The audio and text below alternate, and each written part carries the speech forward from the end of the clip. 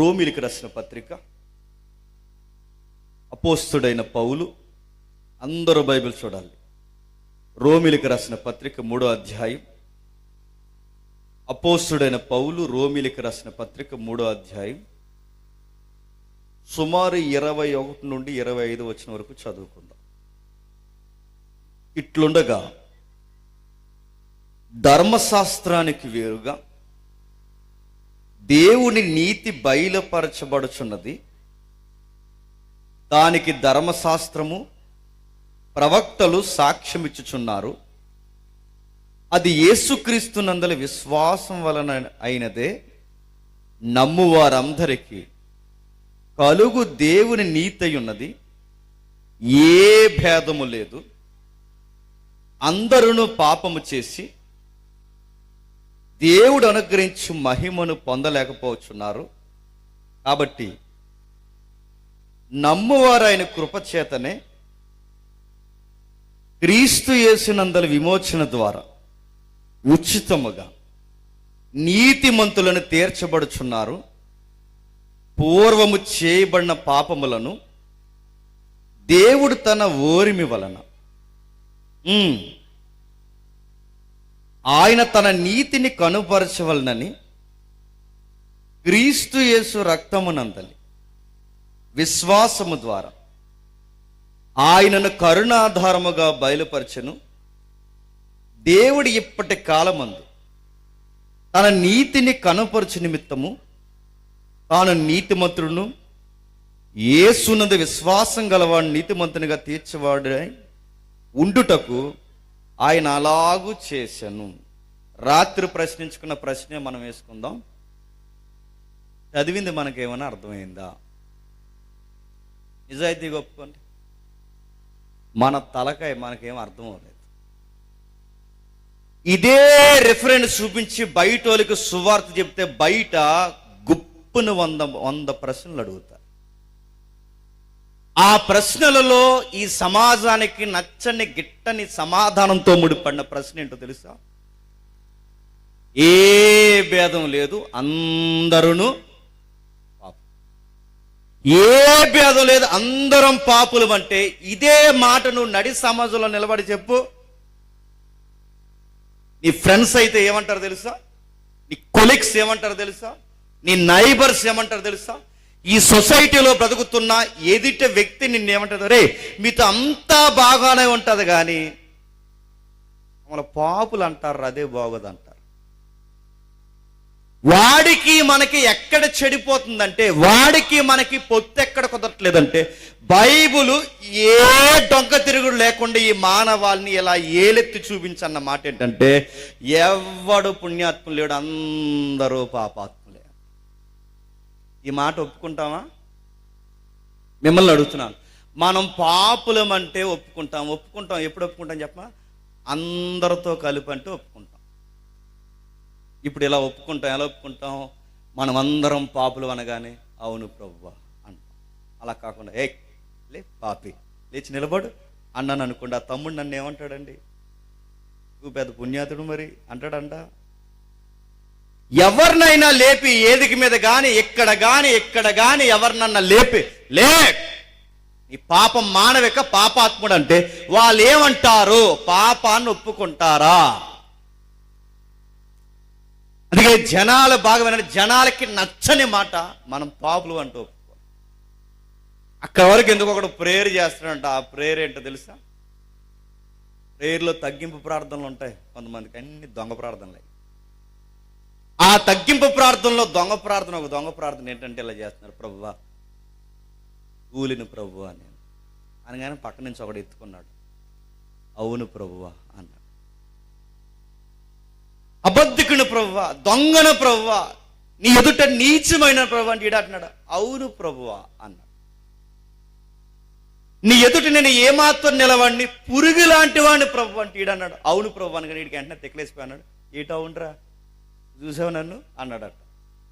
నీకేమర్థమవుతుంది అంటే, ఈడు ప్రార్థన చేస్తున్నప్పుడు అవును ప్రభు అని ఏకీవించి ఆ ప్రార్థన స్థిరపరుస్తుంటే ఈ మనిషికి నచ్చిందా?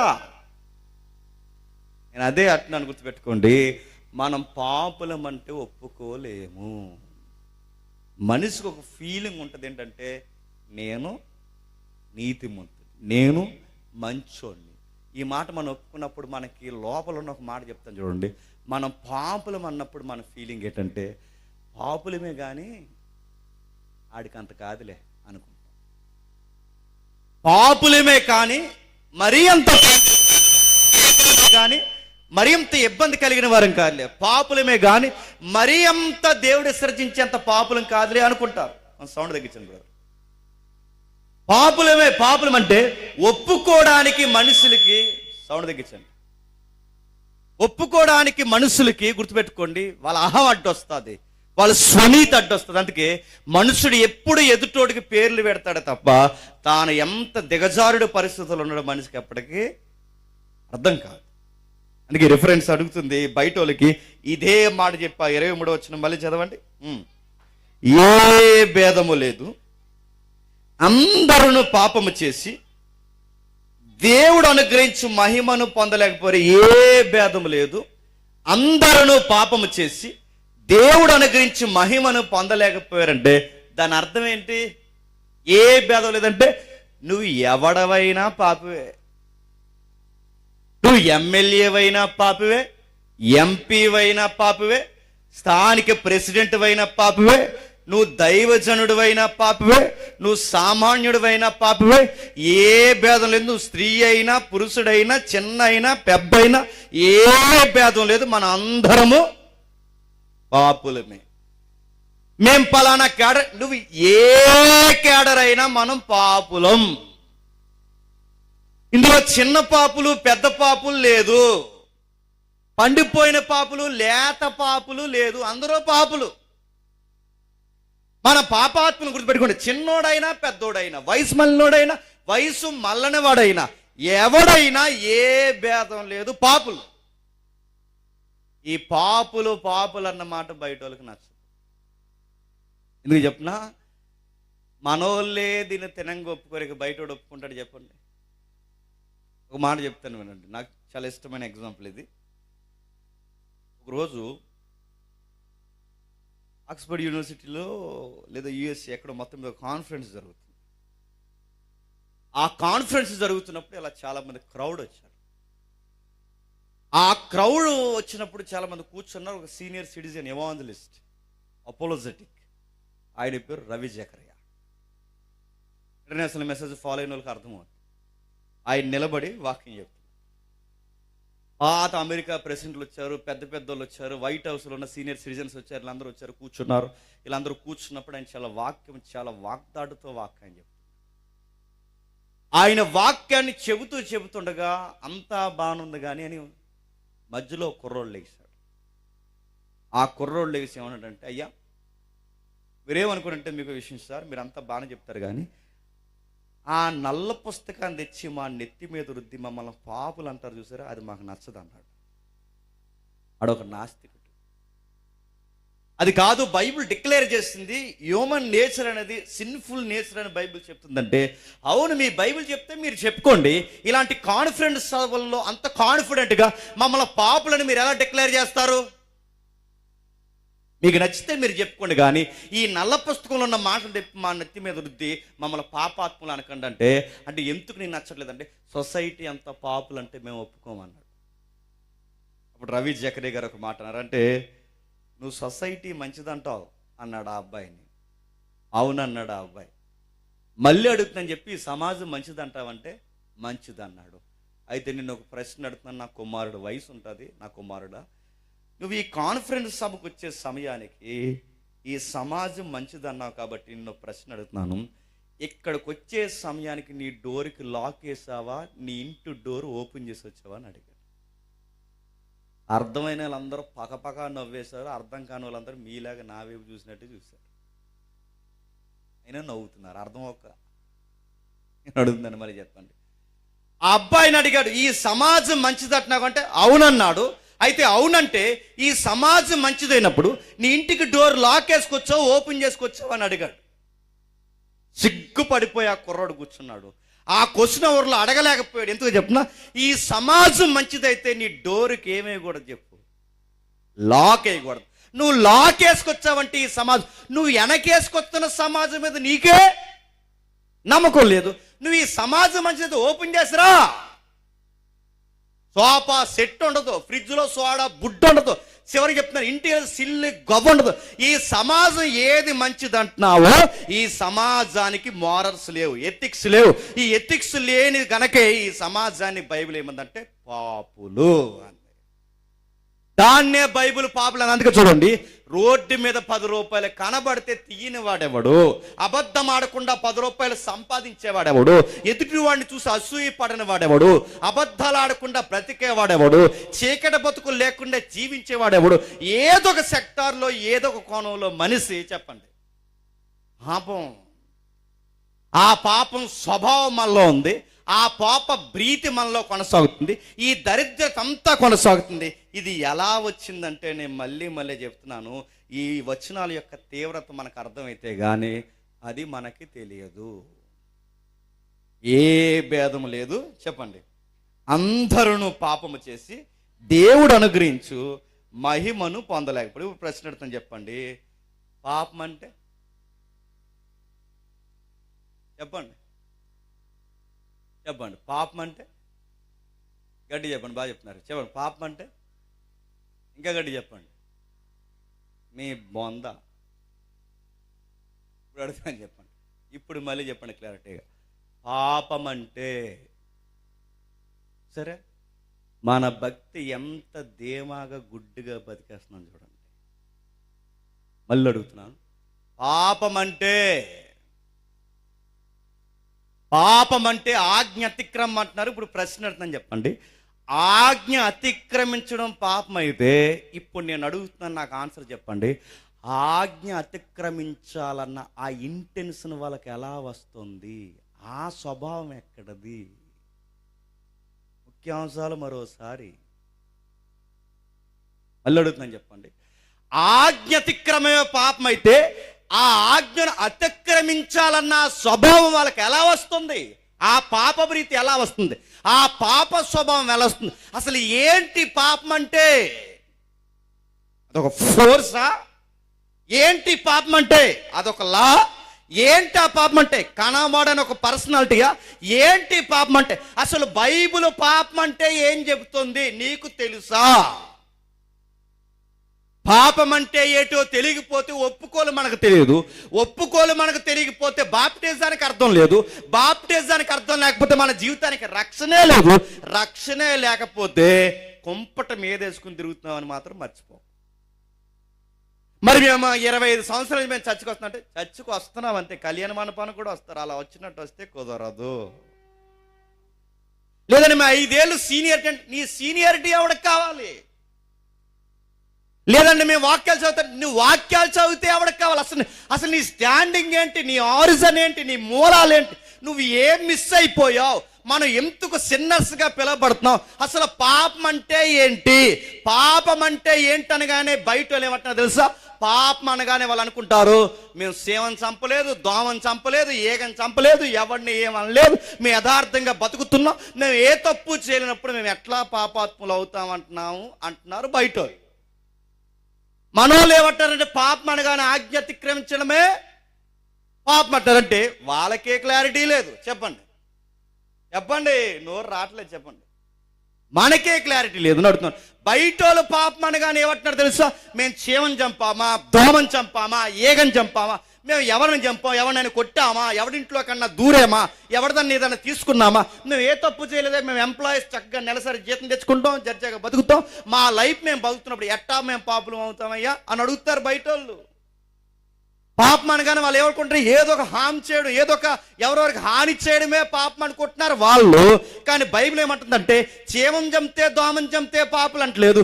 పాపానికి బైబిల్ ఇస్తున్న డెఫినేషన్ వేరు, పాపానికి బైబిల్ ఇస్తున్న అర్థం వేరు. పాపం అంటే ఏంటి, పాప స్వభావం అంటే ఏంటి, అసలు ఆజ్ఞ అతిక్రమించాలన్నా ఆ పాప ప్రీతి ఎలా వస్తుంది?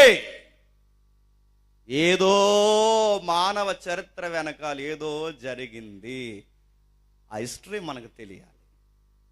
ఇది తెలియకుండా నేను అడుగుతున్నా, ఇది తెలియకుండా నువ్వు ఎన్ని సంవత్సరాలు చర్చకు వచ్చినా ఉపయోగం లేదు. నీ మూలం ఎక్కడ చెడిందో నీకు తెలియకపోతే నీకు దేవుడిని దగ్గర ఒప్పుకోవడం తెలియదు. మనకి ఇది తెలియకపోతే ఒక సేవకుడిగా నేను సేవ ఎందుకు చేస్తున్నాను నాకే తెలియదు. ఇప్పుడు ఇంకా ఇబ్బంది పెట్టకుండా నేను డైరెక్ట్ మీకు చెప్తాను. పాపం అన్న దానికి పౌలు గారు వాడిన పదం చిన్న పదం కాదు. తెలుగులో మనకి పాపం అని చదివేస్తున్నాం, కానీ ఎవరైనా చదువుకున్న వాళ్ళు కాస్త మీకు లాంగ్వేజ్ మీద అవగాహన ఉంటే మీకు అర్థమైపోయిన కొంచెం అర్థమయ్యేది చూడండి, మీకు అర్థమయ్యేలా నేను చెప్తాను. క్రొత్త నిబంధన ఏ భాషలో రాయబడింది చెప్పండి. ఎందుకు వచ్చింది త్వరగా వదిలే మేము పోతామన్నట్టు చూడకండి. చెప్పండి, పాత నిబంధన ఏ భాషలో? పాత నిబంధన ఎబ్రీ, క్రొత్త నిబంధన గ్రీకు. ఇప్పుడు ప్రశ్న, గ్రీకులు ఎందుకు రాయబడింది? ఈడెవడు ఎలా ఉన్నాడు అనుకోకండి, మన బైబిలే, మన సంఘ చరిత్రే, మన చరిత్రే. గ్రీకులు ఎందుకు రాయబడిందంటే గ్రీకులో రాయించడం దేవుని చిత్తం. ఎలా దేవుని చిత్తం అంటే ద గ్రేట్ కింగ్ ఒకరు పరిపాలించాడు ప్రపంచం. ద గ్రేట్ అన్నారు, ద గ్రేట్ అన్నారు, ద గ్రేట్ అలెగ్జాండర్. ఎవరు? The great Alexander. అలెగ్జాండర్ ప్రపంచాన్ని జయించాడు. గ్రీకుల వీరుడు. ఎప్పుడు వచ్చాడు? మలాకి గ్రంథం చదువుకుంటాంగా, మలాకి గ్రంథం. ఆ మలాకి గ్రంథం చదువుతున్న టైంలో మలాకీకి మత్తయికి మధ్యలో సైలెంట్ ఇయర్స్ ఉంటాయి, 400 ఇయర్స్. ఆ 400 సంవత్సరాల నిశ్శబ్ద కాలంలో ఊపందుకున్న సామ్రాజ్యమే గ్రీకు మహాసామ్రాజ్యం. ఆ గ్రీకు మహాసామ్రాజ్యం ఊపందుకున్నప్పుడు పట్టిందల్లా జయించాడు. ఈ దేశాన్ని చూస్తే ఈ దేశాన్ని జయించాడు, ఈ దేశాన్ని చూస్తే ఈ దేశాన్ని జయించాడు. ఎక్కడ ఏ దేశాన్ని చూసినా అన్ని దేశాలు జయించాడు.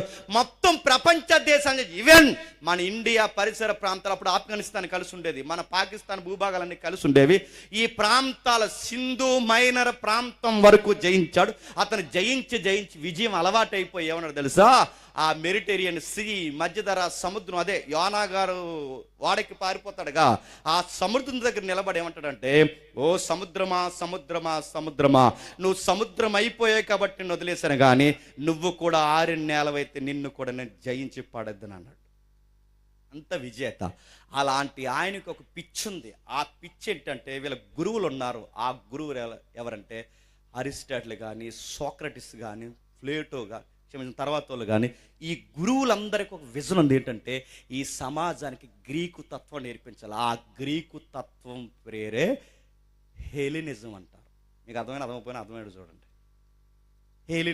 హెలినిజం అంటే ఇప్పుడు మనం లెక్కలు చేస్తాంగా, లెక్కలో తెలుసుగా, లెక్కలు చేస్తున్నాంగా, A = B = అంటున్నాంగా. ఈ లెక్కలు ఎలా వచ్చినాయి అంటే వాళ్ళే తెచ్చారు. ప్రపంచాన్ని అలెగ్జాండర్ జయించిన తర్వాత లెక్కలు తీసుకొచ్చారు, గణితాన్ని తీసుకొచ్చారు, సైన్స్ని తీసుకొచ్చారు. ఆ రోజుల్లోనే అణువుల కోసం మాట్లాడారు, ఆ రోజుల్లోనే శాస్త్రాల కోసం, ఆ రోజుల్లోనే సంఖ్యాశాస్త్రం 1-2 కాదు ఎన్నో మాట్లాడారు. ఆ మాట్లాడిన వాళ్ళకి గుర్తుపెట్టుకోండి, వాళ్ళ జ్ఞానం ప్రపంచాన్ని నేర్పించడానికి వాళ్ళ ప్రాక్టీస్లో ఒక ప్రాక్టీస్ ఏం తీసుకొచ్చారంటే వాళ్ళ భాషను నేర్పించారు. వాళ్ళ అధికారిక భాషే చెప్పండి గ్రీకు. అందుకే చూడండి, మన ఇండియాలో పాటించే మెజారిటీ పద్ధతులన్నీ ఎక్కడే చెప్పినా గ్రీకులయే. నేను సీరియస్గా చెప్తున్నాను. మనం ఎవరైనా చనిపోతే 10వ రోజు 9వ రోజు 10వ రోజు దినం పెడతాం కదా, ఎక్కడది? గ్రీకులదే. నేను అడుగుతున్నాను, సగం దేవుళ్ళు గ్రీకులే. ఎవరైనా ఏటాక లైవ్ వెళ్తుంది అడుగుతున్నాను. 1-2 కాదు, మెజారిటీ పద్ధతులన్నీ అక్కడవే. గణితం అక్కడదే, శాస్త్రం అక్కడదే, పాత సైన్స్ ఏదైతే ఉందో ఆ సైన్స్ అక్కడదే. అక్కడ వరకు ఎందుకు, వాస్తుశాస్త్రం వాళ్ళదే, అన్నీ మొత్తం అన్ని వాళ్ళవే. అలాంటి వాళ్ళు ఈ ప్రపంచానికి గ్రీకు తత్వాన్ని నేర్పించడానికి వాళ్ళ భాషను ముందెట్టాడు. ఆ భాష గ్రీక్ అయితే ఆ గ్రీకు భాష ప్రపంచానికి ఫేమస్ క్లాసిక్ లాంగ్వేజ్ అయింది. ఆ క్లాసిక్ లాంగ్వేజ్ ఇంటర్నేషనల్ లాంగ్వేజ్ అయింది. ఈ రోజుల్లో ఇంటర్నేషనల్ లాంగ్వేజ్గా పిలువబడుతుంది. అంటే పిలువబట్టలేదు అధికారికంగా వేరు, కానీ ఇంటర్నేషనల్ లాంగ్వేజ్గా పిలువబడుతున్నది ఏంటి చెప్పండి? ఇంగ్లీష్. అది ఉంటే ప్రపంచంలో ఎక్కడైనా తిరగచ్చు. అలాగే ఆ రోజుల్లో అధికారిక ప్రపంచ భాషగా పిలువబడుతుంది ఏంటంటే గ్రీకు. ఆ గ్రీకును దేవుడు ఎందుకు అనుమతించాడంటే ప్రపంచానికి ఒకేసారి అపోస్తుల సువార్త చెప్పాలంటే ప్రపంచం అంతటికే చెప్పండి ఒక భాష రావాలి. అందుకు దేవుడు అలెగ్జాండర్ని లేపి, ఇవన్నీ మా చర్చలో చెప్తాం, వీలైతే మీరు ఫాలో అవ్వండి, ఇదంతా హిస్టరీ ఇప్పుడు చెప్పడానికి కుదరదు. ఆ ప్రపంచానికి దేవుడు సువార్తను అందించడానికి ఈ అలెగ్జాండర్ని లేపితే, ఈ అలెగ్జాండర్ పరిపాలించినప్పుడు గ్రీకు భాష అధికారికంగా వెళ్తే, ప్రపంచానికి త్వరగా సువార్త వెళ్ళాలంటే క్రొత్త నిబంధన ఎందులో రాయించాడు చెప్పండి? గ్రీకు భాషలోనే రాయించాడు. ఇప్పుడు మీకు అర్థమైతే ఈ గ్రీకులో పాపమన్న దగ్గర వాడిన పదం ఏంటంటే, జాగ్రత్తగా ఉండాలి, పాపమన్న దగ్గర వాడిన పదం ఏంటంటే, ఇప్పుడు చదవండి ఒకసారి, ఏ భేదము లేదు, అందరూ పాపము చేసి దేవుడు అనుగ్రహించు మహిమను పొందలేకపోయారు. ఇప్పుడు బాగండి, ఏ భేదం లేదు, అందరూ పాపులు. పాపం అన్న దగ్గర వాడిన పదం ఏంటంటే అమర్ష్య అంటాడు గ్రీకులో. ఏంటంట? అమర్ష్య. మరొక సౌండ్ ఉంది, అమర్త్య అంటారంటే, అమర్త్య అన్న అమర్ష్య అన్న దానికి ఒక మీనింగ్ ఉంది. ఏంటి అమర్ష్య అంటే? పాపం అనగానే గుర్తుపెట్టుకోండి, పాపం అనగానే సింపుల్గా మనం పాపం అని చదివేస్తున్నాం, కానీ గ్రీకులు అక్కడ వాడిన పదం ఏంటంటే అమర్ష్య. అమర్ష్య అన్న దానికి వాడిన పదం మిస్సింగ్ ద మార్క్ అన్నాడు. అంటే ఏంటంటే, నేను చెప్తున్నాను, మిస్సింగ్ ద మార్క్ అంటే పాపం అనగానే టార్గెట్ మిస్ అయ్యాం, అది మీనింగ్. అర్థమైనట్టే ఉంది, అర్థం అవ్వలేదని నాకు అర్థమైంది. మీకు అర్థమయ్యేలా చెప్పడమే నా బాధ్యత. ఎవరన్నా లెగిసి వెళ్ళారంటే కెమెరా అటు చూపిస్తాం, మళ్ళీ చెప్తాను, నా మనిషి వెళ్ళిపోతుంది చూపించారు, అటు ఎవరు వెళ్ళకండి, కూర్చోండి, మీకు బాధ్యతగా నేను చెప్పి వెళ్ళిపోతాను, మీరు వినండి, మన మూలాలు ఎటు మనకు అర్థమవుతాయి. మిస్సింగ్ ద మార్క్ అంటే ఏదో మార్క్ మిస్ అయిపోయాం, ఏదో టార్గెట్ మిస్ అయిపోయాం. మిస్ అయిపోయాం? పాపానికి ఏమిస్తుందంటే గురి తప్పాం, గురి తప్పిపోయాం. గురి తప్పిపోవడమే పాపం. లోకం పాపం అనగా ఏమంటుందంటే, చీమని చంపలేదు, దోమని చంపలేదు, ఎవడనే కొట్టలేదు, ఈ డెఫినేషన్ చెప్తున్నారు, కానీ బైబిల్ చెప్తున్న డెఫినేషన్ ఏంటంటే టార్గెట్ మిస్ అయ్యాం, మిస్సింగ్ ద మార్క్. ఏదో గురి తప్పామంటే ఏదో ఉంది, అది ఏది? ఏంటది? ఏం మిస్ అయిపోయాం, ఏం తప్పిపోయాం? పాపానికి దేవుడిస్తున్న ఈ టార్గెట్ ఏం మిస్ అయిపోయాం? ఏదో మిస్ అయ్యామంట. ఏం మిస్ అయ్యాం? ఎక్కడ మిస్ అయ్యామంటే, మనల్ని కనిన ఇద్దరు తలకాయలు ఉన్నాయి. ఎవరు చెప్పండి? మనల్ని అందరిని కనిన తలకాయలు రెండు, ఆదాము హవ్వ. అక్కడ మిస్ అయిపోయాం. జాగ్రత్తగా వినాలి. ఏం మిస్ అయిపోయాం? టార్గెట్ మిస్ అయిపోయాం. ఏం మిస్ అయిపోయాం? ఇమేజ్ మిస్ అయిపోయాం. ఏం మిస్ అయిపోయాం? ఏదో మసకబారిన పరిస్థితుల్లోకి వచ్చాం. ఏది కోల్పోయాం? అక్కడ మిస్ అయిపోయాం. ఏం మిస్ అయ్యాం? ఇంకా మీకు బాగా అర్థం కావాలంటే ఒక్కసారి అర్థం చేసుకోవడానికి ఈ పదానికి సహాయపు పదంగా, అంటే సహాయపు పదంగా మరొక పదాన్ని చూద్దాం. ఒక్కసారి యోహాను సువార్త తీయండి. యోహాను సువార్త నేను మళ్ళీ చెప్తున్నాను, ఈ సభలో మీకు అత్యధికంగా కేంద్ర స్థాయిలో కనిపించేది ఏంటంటే వాక్యము. మన సభల్లో లేనిది ఏంటంటే, గుర్తుపెట్టుకోండి, ఈ అడావుడు తక్కువ, వాక్యము ఎక్కువ. ఇప్పుడు మెజారిటీ సభల్లో ఉన్న బాధాకరమైన సంగతి ఏంటంటే, ఈ ఆరాధనలకి సాక్ష్యాలకే టైం సరిపోతుంది తప్ప వాక్యాలకి చెప్పండి సమయం లేదు. ఆరాధన తప్పట్లేదు, కానీ ఆరాధన చేయాలి. ఆరాధన కన్నా వాక్యం ఎక్కువ ఉండాలి. చదువుదాం ఒకసారి యోహాను సువార్త 13వ అధ్యాయం. యోహాను సువార్త 13వ అధ్యాయం 8వ వచనం. యోహాను సువార్త 13వ అధ్యాయం 8వ వచనం. పేతురు, నీవు ఎన్నడును నా పాదములు కడగరాదని ఆయనతో అనెను. అందుకు యేసు, నేను నిన్ను కడగని ఎడల నాతో నీకు పాలు లేదండి. ఇప్పుడు చెప్పండి, పాలు లేదు. సందర్భం ఏంటంటే, ప్రభు అయిన యేసుక్రీస్తు వారు శిష్యుల పాదాలకు అడుగుతున్నాడు. తెలుసుగా, ఆయన వెళ్ళిపోతున్న రోజులు దగ్గరైపోయి, ఇక నేడో రేపు ఆయన సిలువేస్తారు. ఆ విషయం ప్రభు అయిన యేసుక్రీస్తు వారికి తెలుసు. ఆ సంగతి తెలిసినప్పుడు శిష్యులకు ఒక పద్ధతి నేర్పిస్తున్నాడు, ప్రేమను. ఆ ప్రేమను ఏంటంటే, మనలో ఎవడు గొప్పవాడు కాదు, మనం అందరం సమానం.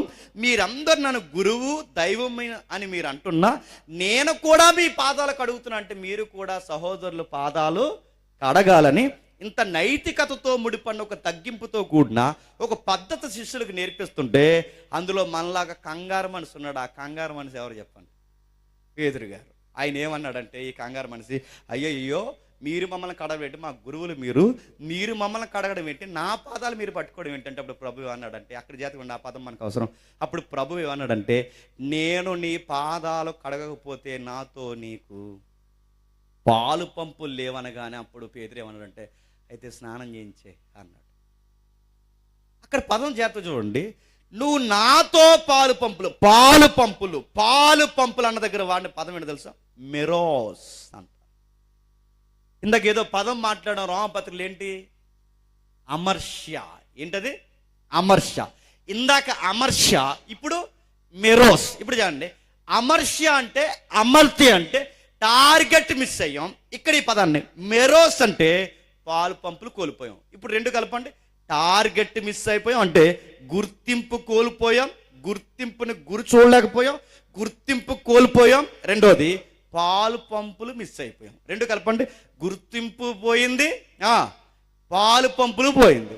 గుర్తింపు పోయింది, పాలు పంపులు పోయింది. ఇప్పుడు మీకు ఈ రెండు అర్థమైతే, గుర్తింపు పాలు పంపులు పోయినాయి అంటే ఏం గుర్తింపు పోయింది, ఏం పాలు పంపులు పోయినాయి, అది పోయినంతకే బైబిల్ పాపం అంటుందంటే, అవును, ఆ గుర్తింపు ఆ పాలు పంపులు కోల్పోయాం గనకే దాన్నే బైబిల్ పాపం అంటుంది. ఇప్పుడు ప్రశ్న, అది ఏ గుర్తింపు? రాత్రి తీసిన వచనమే తీయండి ఒకసారి. ఆది కాండము మొదటి అధ్యాయం 26వ వచనం.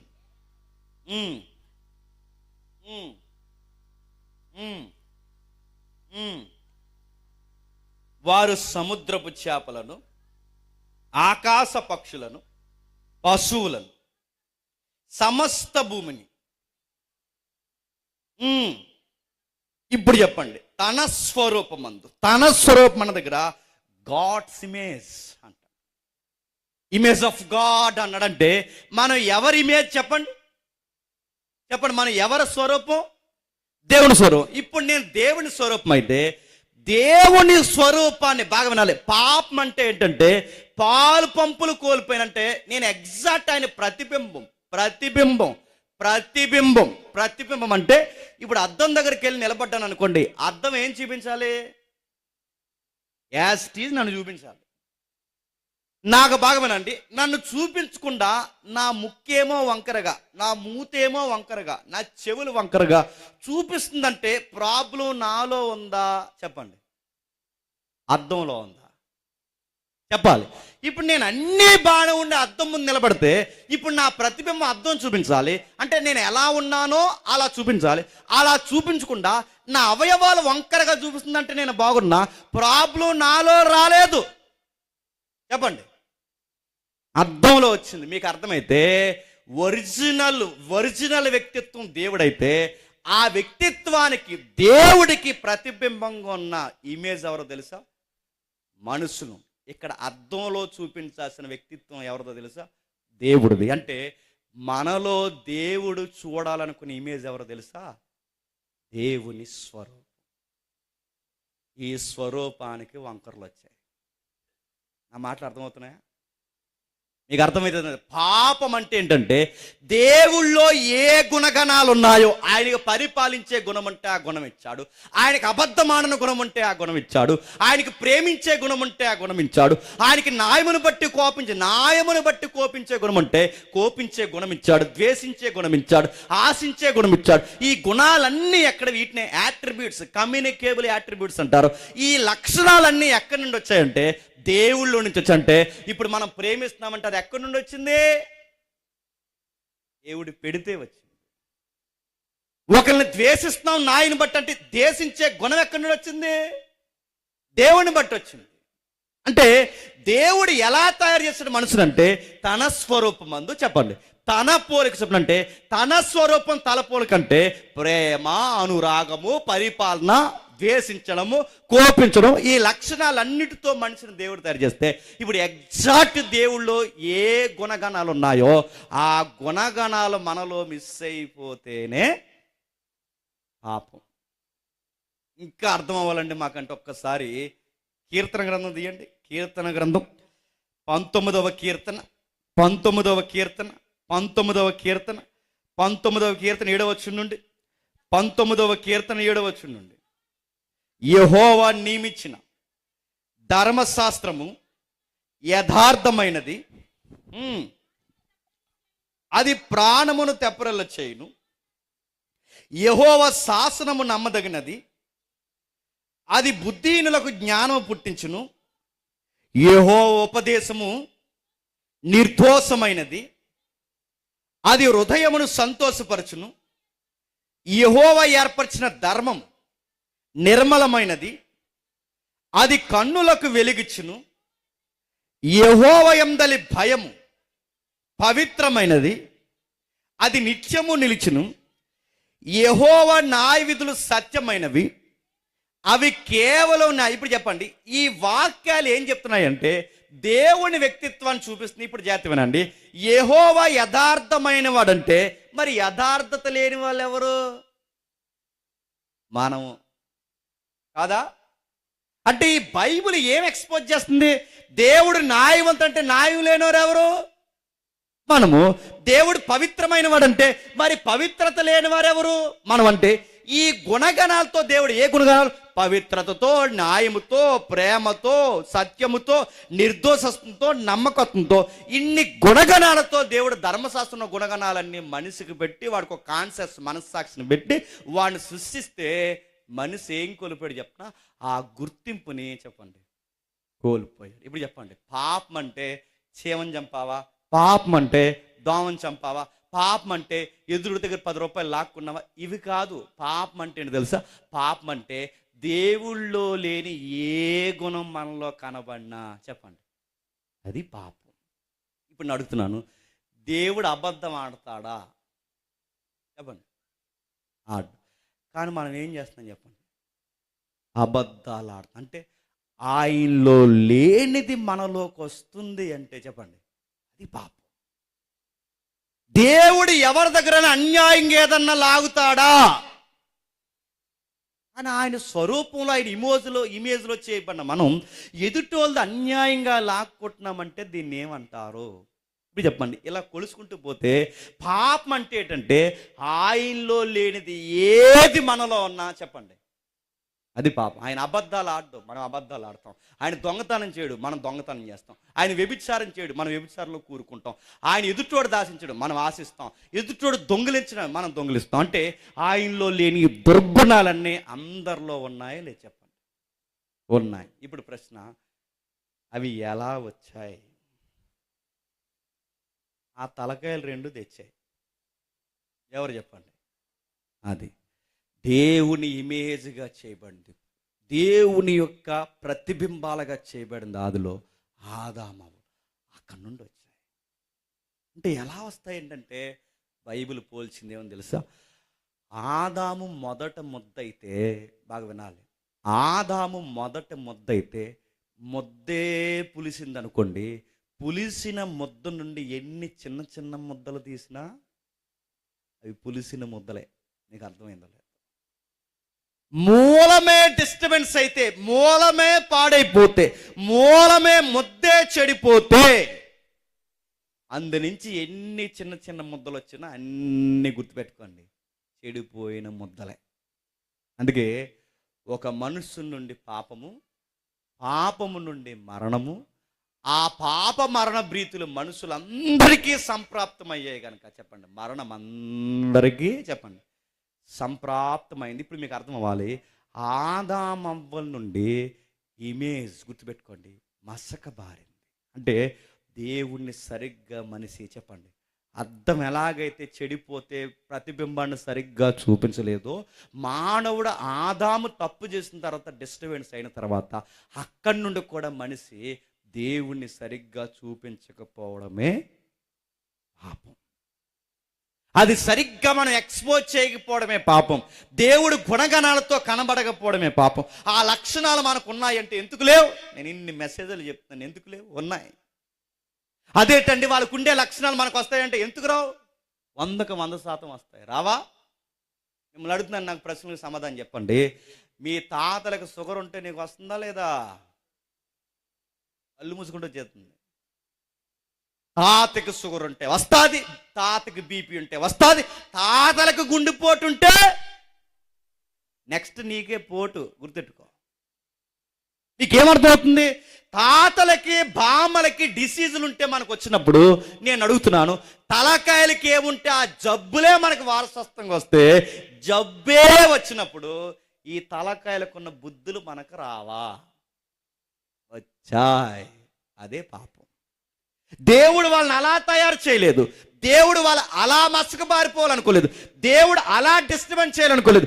దేవుడిలో లేని ఆ గుణగణాలు సాతాను తెచ్చింది. సాతాను నేర్పించిన ఆ తప్పుడు ఉపదేశాన్ని వాళ్ళిద్దరూ బురకెక్కించుకున్నారు. మంచి చెడు తెలుగు వృక్ష ఫలాన్ని ఎప్పుడైతే తిన్నారో, ఆ తిన్న వృక్ష ఫలం దగ్గర నుంచి వీళ్ళు ఏమేమి చెప్పినా వాళ్ళ మానసిక శారీరక శిక్షణ తెచ్చుకొని దేవుడిచ్చిన పూర్తి ఇమేజ్నే చెప్పండి మసకబారినదిగా మార్చేశారు. ఇంత స్టోరీ చెప్తే లింగులింగం అంటే 10th క్లాస్ పాస్ అయిపోయి మన పిల్లలు ఏమంటారు చెప్పండి? ఈ మధ్య చాలామంది కరోనాలో పాస్ అయిపోయారు, లేకపోతే పాస్ అవ్వకపోతారు. ఇంటర్ 10th ఇంటర్ డిగ్రీకి వెళ్ళేసరికి లింగులింగం అని మాట్లాడంటే అసలు దేవుడు ఉన్నాడా? నిజంగానే దేవుడి వల్లే మనం చేయబడ్డామంటే ఇలాంటి ఎర్రబోగులు ఎవరిని ఉంటే ఇలా చెప్తున్నాను, అరే అయ్యా మనం దేవుడి వల్లే సృష్టింపడ్డాం. కారణం ఏంటి చెప్తున్నా? నీ టెక్స్ట్ బుక్ ఒక వాగుడు వాగుతుంది. ఆ వాగుడు ఏంటంటే నీ టెక్స్ట్ బుక్ ఏమంటుందంటే మనమంట దేవుడి నుంచి రాలేదంట, మనమంట దేవుని చేతుల్లో చేయబడలేదట, మనమంట ఆదామావుల నుంచి రాలేదట. మరి దేని నుంచి వచ్చామంట చెప్పండి? కోతుల నుంచి వచ్చాను. అడుగుతున్నాను, ఎవరైనా ఈ సిద్ధాంతాన్ని నమ్మే వాళ్ళు ఎవరైనా ఉంటే నేను అడుగుతున్నాను, మనం కోతుల నుంచి వచ్చామన్న దానికి ప్రాక్టికల్గా రుజువు ఏమైనా ఉందా? ఎవిడెన్స్ ఉందా? డార్విన్ థియరీ చెప్పాడు, తనక థియరీ చెప్పాడు తప్ప దానికి ప్రాక్టికల్గా ప్రూవ్ చేయబడిన ఒక ప్రాక్టికల్ ఎవిడెన్స్ ఉందా? ఎవల్యూషన్ థియరీలో వచ్చే దరిద్రమైన అలవాటు ఏంటి చెప్పనా? ముందు ఒక కోతి ఇలా పాకిందంట, తర్వాత ఒక కోతి పైకి లేచిందంట, ఆ కోతే కొంచెం ముందుకెళ్ళే పైకి లేచిందంట, ఆ కోతి ఇంకా పైకి లేచి సుత్తట్టుకుందంట, తర్వాత వంట చేసుకుందంట, ఆ తర్వాత ముందుకు వచ్చిందంట, తర్వాత బట్టలు వేసుకుందంట, ఇప్పుడు వచ్చి కంప్యూటర్ దగ్గర కూర్చుందంట. ఏంటి ఇవన్నీ కోతులు అంటే మనందరం ఎవరు? నువ్వు నిజంగానే మనం కోతులైతే ఈసారి ఆధార్ కార్డులో మీ నాన్న పేరు ఎలా రాయించు? సన్నా పెద్ద కోతి అని రాయించు అంటావా? సన్నా పెద్ద కోతి అని నీ కాన్షియస్ ఒప్పుకుంటుందా? మా తాత ఒక పెద్ద కోతి, తర్వాత మా నాన్న ఒక కోతి, నేను ఒక కోతిని రాయ్. కోతుల నుంచి మనం వచ్చామంటే నేను అడుగుతున్నాను ప్రాక్టికల్గా కొన్ని క్వశ్చన్స్ అడుగుతున్నా, నాకు ఆన్సర్ చెప్పండి. చదువుకున్న తమ్ముళ్ళు చెల్లెలు ఎవరైతే ఉన్నారో, ఒకవేళ మనం కోతుల నుంచి వస్తే, ఎందుకంటే ఇమేజ్ అనేది మనకు అర్థం కావాలి, మనం కోతుల నుంచి వస్తే నేను అడుగుతున్న ప్రశ్న, అప్పుడున్న కోతులు జాతి ఇప్పటికి ఉందా లేదా? ఉంది. ఇప్పుడు అడుగుతాను, ఆ కోతులు పరిణామక్రమం చెంది మనుషులైతే మరి ఈ కోతులు ఎందుకు పరిణామక్రమం చెందట్లేదు? ఈ మధ్యనండి కొంచెం కోతి పరిణామక్రమం చెంది స్కూల్లో జాయిన్ అయిందని ఎప్పుడన్నా విన్నావా? స్కూల్లో జాయిన్ అయింది ఎక్కడన్నది? కోతులన్నీ కలిసి నడుతున్నారు, కోతులన్నీ కలిసి అవి కాన్షియస్లోంచి ఒక రాజ్యాంగం రాసుకున్నాయండి. ఈ మధ్యన ఉందా? ఎలా వచ్చింది ఈ కోతుల థియరీ అంటే, ఆ కోతుల మొక్కలు అక్కడెక్కడో ఆఫ్రికా వెళ్ళాడు కండి డార్విన్ గారు, అక్కడికి వెళితే ఆ కోతులకి నల్ల మొక్కల దగ్గర ఉండేసరికి మనుషులు కోతుల నుంచి వచ్చాడని థియరీ రాస్తాడని. థియరీ కొంతమందిని అడుగుతాను, కొంతమంది కోతుల్లో ఉంటారు, కొంతమంది గుర్రాల్లా కూడా ఉంటారు. గుర్రాల నుంచి వచ్చారా అడుగుతున్నాను. మొక్కలు బట్టి చెప్పేస్తాను. అందుకే భారత ప్రభుత్వం ఈ మధ్యకాలంలో ఇది సైంటిఫిక్ ఎర్రర్ అని చెప్పి టెక్స్ట్ బుక్కుల్లో నుంచి ఏం తీస్తారు చెప్పనా? డార్విన్ సిద్ధాంతం తీస్తారు. మీరు ఈ మధ్య మీరు చూసారు, సైంటిస్టులో సగానికి సగం కోతుల సిద్ధాంతం ఒప్పుకోరు. ఇవన్నీ ఎందుకు చెప్తున్నానంటే, మనకి మనస్సాక్షి ఉంది, కోతులకి చెప్పండి మనస్సాక్షి లేదు. మనకు గుణగణాలు ఉన్నాయి, వాటికి గుణగణాలు లేవు. తప్పప్పులు వాటికి తెలియదు, తప్పప్పులు మనకు తెలుసు. ఇవన్నీ ఎలా వచ్చాయంటే, మొట్టమొదటి మానవుడిని దేవుడు తయారు చేసి ఆ మానవుడికి గుణగణాలు పెట్టి ఆ మానవుడిని దేవుడు తయారు చేసి సృష్టిలో వదిలితే వాళ్ళ ఆజ్ఞ అతిక్రమించారు. సాతాన మాట విని ఆ సాతాన మాట విని ఎప్పుడైతే ఆజ్ఞ అతిక్రమించారో ఆ తప్పప్పుల స్వభావం ఆ కప్పుకునే స్వభావం, ఆ తప్పు చేసిన తర్వాత మనం పుట్టాం కనుక అవే కప్పుకునే స్వభావం మనకనే చెప్పండి వచ్చేసింది. జబ్బులే వచ్చినప్పుడు స్వభావాలు వస్తాయి, వచ్చేసి. అందుకే మీరు చూడండి, నేను చాలా దిక్కుని చెప్పింది మీకు చెప్తున్నాను వినండి. మీ పిల్లలు ఎవరైనా బాగా చదివించిన తర్వాత ఆడు ఫెయిల్ అయిపోయాడు అనుకోండి, రే నీకు మళ్ళీ సంవత్సరానికి ₹1,00,000 నీకు బస్సు ఫీజు, యూనిఫామ్, మళ్ళీ నీకు మళ్ళీ మధ్యలో స్నాక్స్, ఇంత పెట్టుబడి ఇట్టకి ఎలా ఫెయిల్ అయిపోయాడు, ఏంటి ఈ ప్రోగ్రెస్ రిపోర్ట్ ఏంటి అని అడిగితే ఈడు అన్నాడట, ఈసారి నేను బాగా చదువుతాను డాడీ అనకుండా ఈడు ఏమని చెప్పినా, నేనే కాదు ఆడు ఫెయిల్ అయిపోయాడు అన్నాడు. ఇవన్నీ చూస్తుంటే మీకు ఏం గుర్తొస్తుంది చెప్పండి? నువ్వెందుకు ఫెయిల్ అయిపోయావని అడిగితే నేను ఎందుకు ఫెయిల్ అయిపోయానని చెప్పకుండా ఈడు ఎవరేపు చూపిస్తున్నాడు చెప్పండి? ఇది ఎక్కడైనా చెప్పనా? అచ్చు ఏదేం తోటలు ఇదే సమాధానం వచ్చింది. మీరు చూడండి, ఆదాం ఎందుకు ఫెయిల్ అయిపోయావంటే ఆదాం ఏమంటే చెప్పనా, నేనే కాదు చెప్పండి ఆవిడ ఫెయిల్ అయిపోయింది అన్నాడు. ఆవిడని అడిగితే ఏమని చెప్పండి, ఆవిడంతే అది ఫెయిల్ అయిపోయిందని. అంటే మీకు ఏమర్థమవుతుంది? ఈ గెంటేసుకునే స్వభావం పిల్లల్లోనే చెప్పండి ఉంది. ఈ లక్షణాలు ఆ వయసుకి వాళ్ళకి ఎలా వచ్చాయి నేను మళ్ళీ చెప్తాను. అదే పతనమైపోయిన స్వభావం, దాన్నే పాప స్వభావం. దాన్నే ఈ పాప స్వభావం మనలోకి వచ్చింది. ఈ వచ్చిన స్వభావం ఏదైతే ఉందో ఇది మనలో ఉంది. దాన్నే పౌలు గారు ఏమంటారంటే మిస్ అయిపోయాం. ఏం మిస్ అయిపోయాం? దేవుడిచ్చిన ఒరిజినాలిటీని మిస్ అయిపోయాం. ఏ టార్గెట్ మిస్ అయిపోయాం? ఆయన ఇమేజ్ని మిస్ అయిపోయాం. ఏ పాలు పంపులు కోల్పోయాం? ఆయనతో ఉండే కమ్యూనికేబుల్ పాలు పంపులు కోల్పోయాం. ఆ లక్షణాలు కోల్పోయాం, ఆయన గుణ లక్షణాలు కోల్పోయాం, టార్గెట్ మిస్ అయిపోయాం. ఆయన ఏ పర్పస్తో చేశాడో ఆ పర్పస్ మిస్ అయిపోయింది. అనవసరమైన దుర్గుణాలు మనలోకి వచ్చాయి.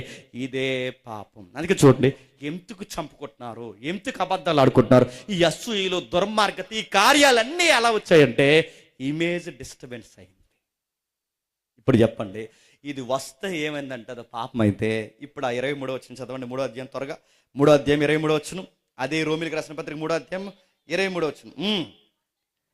అందరూ పాపము చేసి దేవుడు అనుగ్రహించు మహిమను పొందలేకపోవచ్చున్నారు. బాగా వినండి, ఏ భేదము లేదు. అందరూ పాపం అంటే మిస్ అయ్యాం. పాపం అంటే పాలు పంపులు కోల్పోయాం.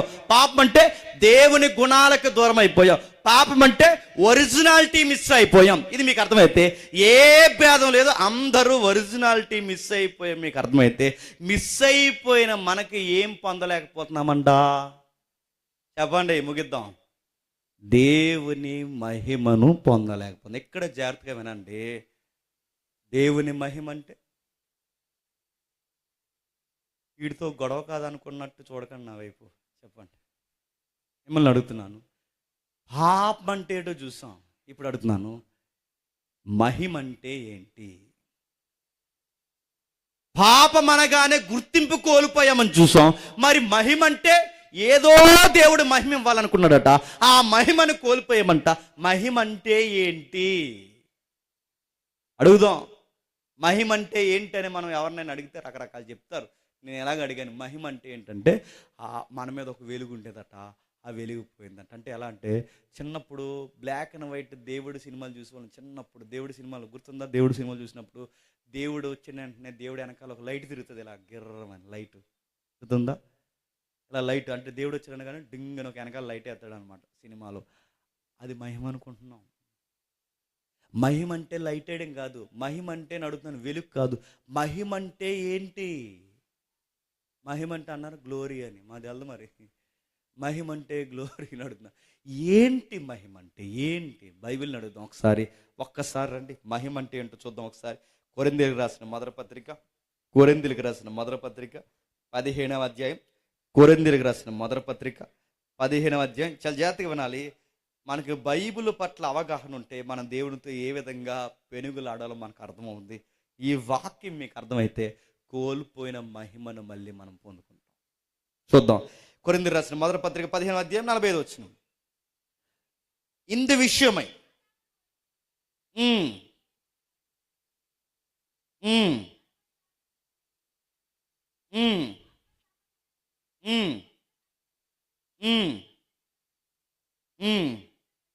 ఓకే అని చెబుతూ ఒక మాట అంటాడు. మీరు చూడండి, ఆ మాట నేను మిస్ అయ్యాను. ఒకసారి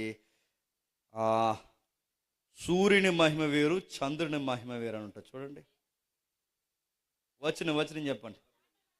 41 వచనం చదవమ్మా. సూర్యుని మహిమ వేరు, చంద్రుని మహిమ వేరు. ఇప్పుడు చెప్పండి, అయితే ఒక మాట చెప్తున్నాడు, సూర్యుని మహిమ వేరు, చంద్రుని మహిమ వేరు, నక్షత్రాల మహిమ వేరు. మహిమను బట్టి ఒక నక్షత్రానికి మరొక నక్షత్రానికి భేదము కలదు. ఇప్పుడు అడుగుతున్నాను, చెప్పండి, జాగ్రత్త చెప్పండి. మీరు తెలిస్తే చెప్పండి, తెలియకపోయినా ఏదో చెప్పండి. చెప్తేనే కదా అర్థమవుతుంది. ఇప్పుడు ప్రశ్న, సూర్యుని మహిమ అంటే ఏంటి? చెప్పండి. మిమ్మల్ని ఏదో ఇంటర్నేషనల్ జీకే కోసం ఏం అడగలేదు, చెప్పండి. సూర్యుని మహిమ అంటే ఏంటి? కొన్ని చంద్రుడి మహిమ, నక్షత్రాల మహిమ. ఇప్పుడు అడుగుతున్నాను, సూర్యుడి మహిమ ఏంటి? చెప్పండి. సూర్యుడి మహిమ అడుగుతున్నాను. సూర్యుడి మహిమ అంటే వెలుగు అంటున్నారు, వెలుగు కాదు.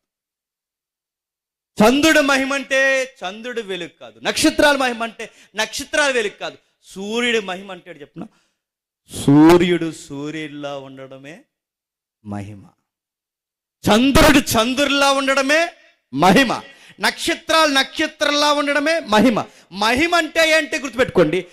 ఏ సూర్యుడు ఏ గుణంతో ఉన్నాడో ఆ గుణం కోల్పోకుండా ఉండడమే మహిమ. చంద్రుడు తన గుణాలు కోల్పోకుండా ఉండడమే మహిమ. నక్షత్రం తన గుణాన్ని కోల్పోకుండా ఉండడమే మహిమ. మీకు అర్థమైతే మనిషికి మహిమ అంటే, ఇప్పుడు బాగానండి, సూర్యుడు సూర్యుడిలా ఉండడం మహిమ, చంద్రుడు చంద్రుడిలా ఉండడం మహిమ, నక్షత్రాలు నక్షత్రాల్లా ఉండడం మహిమ. ఇప్పుడు మనిషికి ఉండే మహిమ ఏంటో తెలుసా? మనిషిని దేవుడు ఎలా సృష్టించాడో ఆ గుణగణాలు కోల్పోకుండా దేవుని గుణాలతో మనిషి ఉండడమే మనిషికి మహిమ. ఆ మహిమ కోల్పోయాం. ఏంటి ఆ మహిమ? ఇంకా అర్థం చేసుకునే ప్రయత్నం చేద్దాం. ఒక్కసారి లూకా సువార్త తీయండి. లూకా సువార్త 7వ అధ్యాయం. జాగ్రత్త చూడండి. లూకా సువార్త 7వ అధ్యాయం. లూకా సువార్త 7వ అధ్యాయం 25వ వచనం. లూకా సువార్త 7వ అధ్యాయం 25వ వచనం. మరి ఏమి చూడ వెళ్ళితిరి? సన్నపు బట్టలు ధరించుకున్న వాడినా?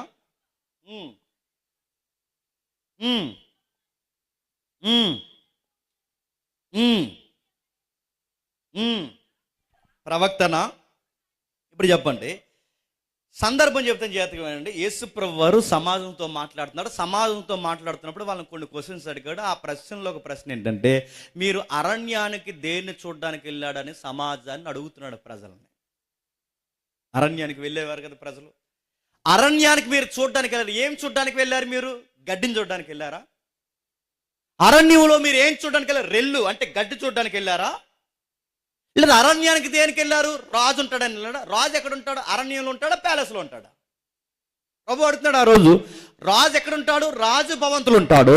అడుగులో ఎవరుంటారు? గడ్డి ఉంటుందా? అడుగులో ఎవరుంటారని మీరు వెళ్ళారు? ప్రవక్త ఉంటాడని వెళ్ళాడు. ప్రవక్త ఎవరు? బాప్తిజం ఇచ్చు యోహాన్. అంటే మీరు అరణ్యానికి ఎందుకు వెళ్ళారు? నది ఆవర్తనకి ఎందుకు వెళ్ళారు? ప్రవక్తను చూద్దామని వెళ్ళారు. ఆ రోజుల్లో ఆ ప్రవక్త ఎవరు? బాప్తిజం ఇచ్చి యోహాను. మీరు బాప్తిజం ఇచ్చి యోహాను చూడడానికి వెళ్ళారా? గడ్డిని చూడడానికి వెళ్ళారా? రాజుని చూడడానికి వెళ్ళారా? రాజు ఎక్కడుంటాడు? ప్యాలెస్ ఉంటాడు. ఇప్పుడు చెప్పండి. రాజు అంట ఇతను రాజు అని గుర్తించడానికి, ఇతను కింగ్ అని గుర్తించడానికి దేవుడు వాడుతున్న పదం ఏంటంటే సన్నపు నార వస్త్రాలు. ఏంటంట? ఇప్పుడు చెప్పండి. అంటే రాజుకి సామాన్యుడికి వ్యత్యాసం ఎక్కడ తెలుస్తుందండి? చెప్పాలి. రాజుకి సామాన్యుడు, ఇప్పుడు రాజు మనిషే, చెప్పండి, సామాన్యుడు మనిషే. వాడు మనిషే, ఈడు మనిషి అయినప్పుడు ఈ ఇద్దరు, ఇతను రాజు ఇతను మనిషి అని ఇద్దరికి వ్యత్యాసం ఎలా తెలుస్తుంది? చెప్పాలి. వేసుకునే బట్టను బట్టి. నీకేమర్థమవుతుంది? బట్టలు మనిషికి గౌరవాన్ని ఇస్తాయంటే ఇస్తాయి. అందుకే గుర్తుపెట్టుకోండి, బట్టలు మనిషికి గౌరవాన్ని ఇస్తాయి కనుకే కొనుక్కుని బీరువాల్లో పెట్టుకోకండి. చెప్పండి. వేసుకొని కొంతమంది కొక్కిరితో పెంచుంటారు. వేసుకోరు బట్టలు, మరి ఎందుకు కొనుక్కుంటారు? వాటిని అలా చూసుకుని ముడిపోతారు. సగం మంది కొంతమంది బట్టలు కొనుక్కోకుండానే చచ్చిపోతారు, బట్టలు వేసుకోకుండానే చచ్చిపోతారు. మరి కొనుక్కున్నా ఎందుకు అడుగుతున్నాను? కొనుక్కున్నా వేసుకోండి, ఇంటి దగ్గరనే వేసుకోండి, ఎక్కడన్నా వేసుకోండి. బట్ట వేసే బట్టను బట్టి మనిషికి గౌరవం ఉంటుంది. చాలా మందికి తెర ఉండదండి ఆ బట్టలు వేసుకోవడం. మీరు చూసారా? తెర ఉండదు వాళ్ళకి. అడుగుతున్నాను, వీడికి అన్నిటికీ బాగానే వచ్చి పెడతారు కానీ మంచి బట్ట మాత్రం కొనుక్కోడు. తీసుకొచ్చి కానీ అడుగుతున్నాను, మంచి సొక్క వేసుకోవడం తప్ప, మంచి వస్త్రం వేసుకోవడం తప్ప ఈ సొసైటీ మొట్టమొదటి గౌరవం ఎక్కడొస్తా చెప్పినా నువ్వు వేసుకునే బట్టలను బట్టి గౌరవం ఇస్తుంది. గుర్తుపెట్టుకో. మనం ఇంటి దగ్గర ఉన్నా బయట తిరిగినా ఆడవాళ్ళు అయితే నైటీతో తిరుగుతారు. ఇంక ఈ నైటీ 24 hours నైటీ అయిపోయింది. ఇక మగవాళ్ళకి అయితే ఇంకా ఆ లింగి ఆ జబ్బాల పని వేసుకుని తిరుగుతారు. అది వేసుకోండి. మీ ఇంట్లో ఉన్నప్పుడు నేను సీరియస్ చెప్తున్నాను, ప్రాక్టికల్ విషయం చెప్తున్నాను. మీ పిల్లలు నాణ్యమైన బట్టలు వేసుకోవాలి అంటే ముందు డ్రెస్ కోడ్ మీలో చూడాలి. గుర్తుపెట్టుకోండి. మీరు బట్టలు వేసుకోవడం మీ పిల్లలు చూడాలి. మీరు శివుడి ముక్కులు వేసుకుని తిరిగితే మీ పిల్లలు కూడా శివుడి ముక్కులు వేసుకుని తిరుగుతారు. అందుకమ్మా నేను మెజారిటీ చెప్తాను, ఎవరైనా తెలిసిన వాళ్ళు కానీ ఇంట్లో కానీ చెప్తాను, స్నానం చేయి, మంచి బట్టలు వేసుకో, ఇంట్లో చక్కగా నీట్గా ఉండండి. నేను సీరియస్ చెప్తాను, ఇంట్లో ఉండాలి. మా నెక్స్ట్ జనరేషన్ మన డ్రెస్ కోడ్ని వాళ్ళు చెప్పండి ఫాలో అవ్వాలి. ప్రభు అంటున్నాడు, సన్నపు నార వస్త్రాలు ధరించుకున్నాను చూసి చెప్పొచ్చట. ఏమని? ఇతను రాజు. చెప్పండి. సీఎం గారు సామాన్యుడు ఇక్కడ వస్తే సీఎంకి ఆయనకి తేడా ఎక్కడ తెలుస్తుంది చెప్పండి? ఆయన వేసుకునే కాస్ట్లీ డ్రెస్ ఉంటుంది చూసారు, అక్కడ తెలుస్తుంది. అంటే బట్ట మనిషికి ఏమిస్తుంది చెప్పండి? గౌరవం ఇస్తుంది. బట్ట మనిషికి ఏమిస్తుంది? ఘనతనిస్తుంది. బట్ట మనిషికి ఏమిస్తుంది చెప్పండి? మహిమిస్తుంది. ఏమిస్తుంది? మహిమిస్తుంది. ఇది గుర్తుపెట్టుకోండి. ఎందుకు చెప్తున్నాను? రెండో వాక్యం చూడండి. మరొకటి ఆది కాండము 45వ అధ్యాయం. ఆది కాండము 45వ అధ్యాయం. ఆది కాండము 45వ అధ్యాయం 13వ వచనం. ఆది కాండము 45వ అధ్యాయం 13వ వచనం. ఐగుప్తిలో నాకు కలిగిన సమస్త ఘనతను నేను చూసిన యావత్తు నా తండ్రికి తెలియచేసిన. ఇప్పుడు చెప్పండి, ఐగుప్తిలో నాకు కలిగిన సమస్త ఘనత. ఇప్పుడు కాంటెక్స్ట్లో ఎవరు? యోసేపు. యోసేపుకి వచ్చిన ఘనత ఏంటి? నేను ముగిస్తాను, చెప్పండి. యోసేపుకి వచ్చిన ఘనత ఏంటి? యోసేపు ఘనత తెలుసా?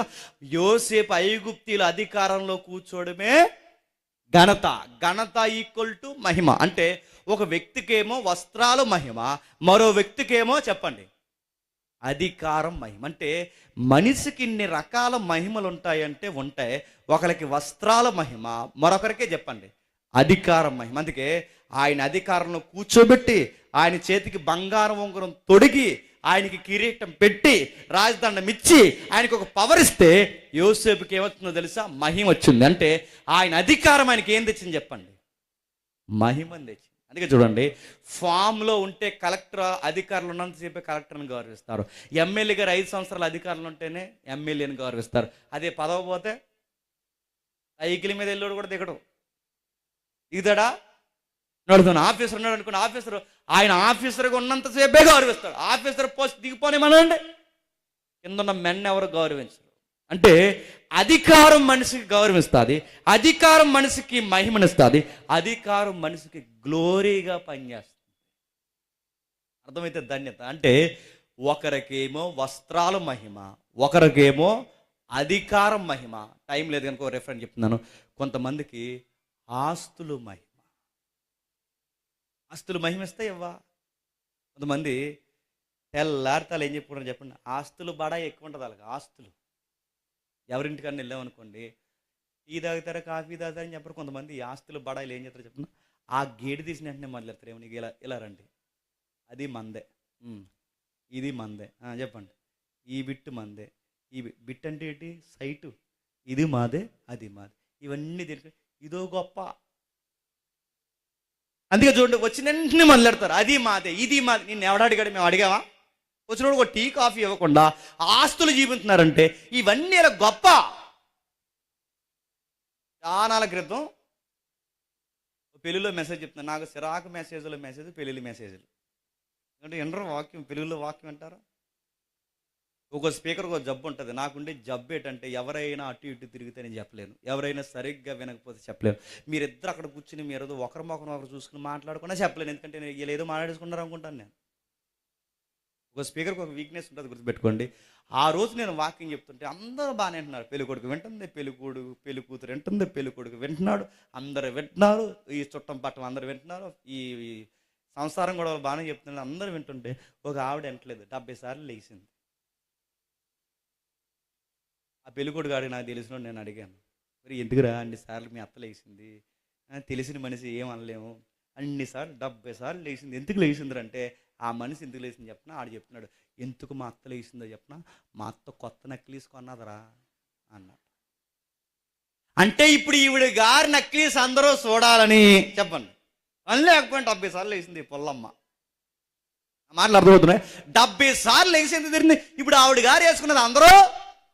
ఇప్పుడు చెప్పండి, ఆస్తులు మెటీరియల్ మనిషికి గ్లోరీ తెస్తాయంటే తెస్తాయి, తేవా? ఈ చేతి నిండా వజ్రాలు, ఈ చేతి నిండా వజ్రాలు వేసిన ఇక్కడ అంటే అందరూ మీ అంకే చూస్తారు, నన్ను మర్చిపోతారు, ఇక్కడ వాకింగ్ కూడా వింటారు.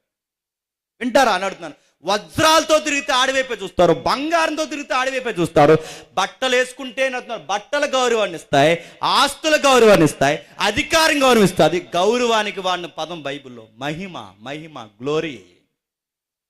ఆ మహిమ ఏదైతే ఉందో, ఒకరికి వస్త్రం మహిమ, ఒకరికి అధికారం మహిమ, మరొకరికి వస్తువుల మహిమ, ఒకరికి ఆస్తుల మహిమ. ఇంకా సామెతల గ్రంథం తీయండి, ముగిద్దాం. సామెతల గ్రంథం 20వ అధ్యాయం, సామెతల గ్రంథం 20వ అధ్యాయం, సామెతల గ్రంథం 20వ అధ్యాయం 29వ వచనం. సామెతల గ్రంథం 20వ అధ్యాయం 29వ వచనం. యవనస్తుల బలము వారికి అలంకారం. అలంకారానికి వాడిన పదమే మహిమ. చదవమ్మా. వృద్ధులకు సౌందర్యము, అసలు ఉల్లేహం, చాలా మేరుపు. ఇప్పుడు చెప్పండి, యవనస్తులకు అలంకారం ఏంటి? వారి బలము. వృద్ధులకు అలంకారం ఏంటి? వాళ్ళ తల. ఇప్పుడు చెప్పండి, యవనస్తులకి మహిమ ఏంటి? వాళ్ళ బలము. వృద్ధులకు మహిమ ఏంటి? వాళ్ళు మెరిసిపోయిన తల. ఇప్పుడు బాగానండి, యవనస్తుడికి ఎప్పుడు మహిమ వస్తుంది చెప్పను? నువ్వు యవనస్తుల్లా ఉంటేనే మహిమ. సూర్యుడు సూర్యుల్లో ఉండాలి, చంద్రుడు చంద్రుల్లో ఉండాలి, నక్షత్రాలు ఉండాలి.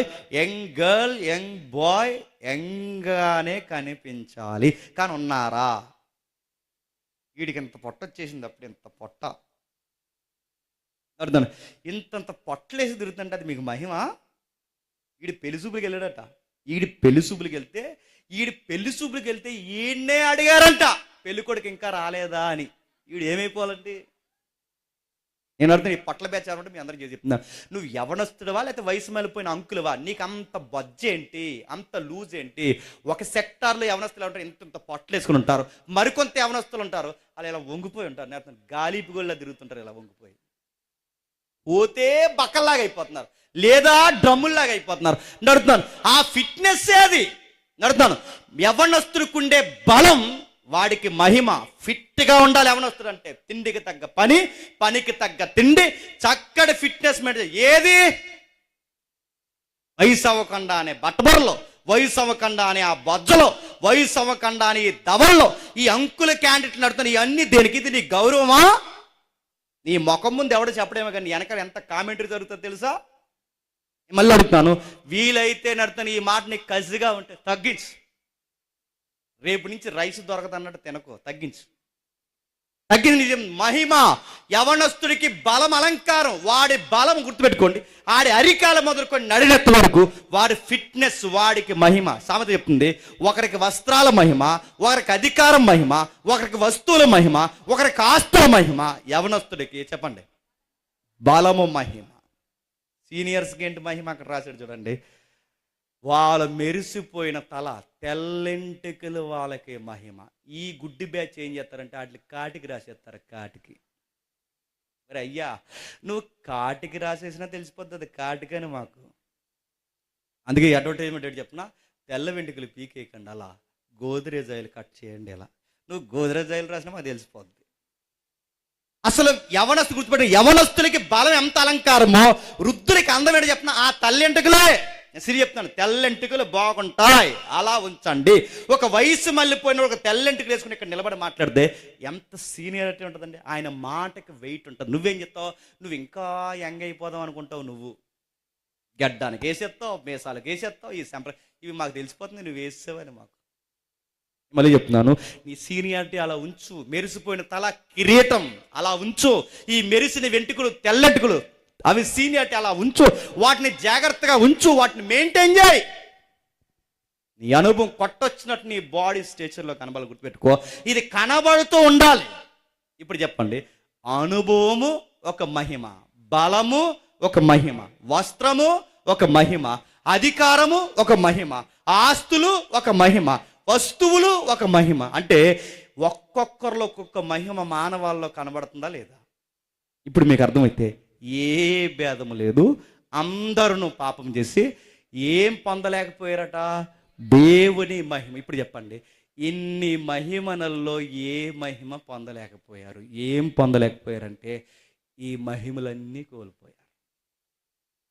అర్థమైతే దాన్ని అంటే నిజానికి ఒకరిలేమో బలం కనబడుతుంది, ఒకరిలేమో సీనియారిటీ కనబడుతుంది, ఒకరిలేమో ఆస్తులు కనబడుతుంది, ఒకరి దగ్గర వస్తువులు కనబడుతుంది, ఒకరి దగ్గర ఏమో అధికారం కనబడుతుంది.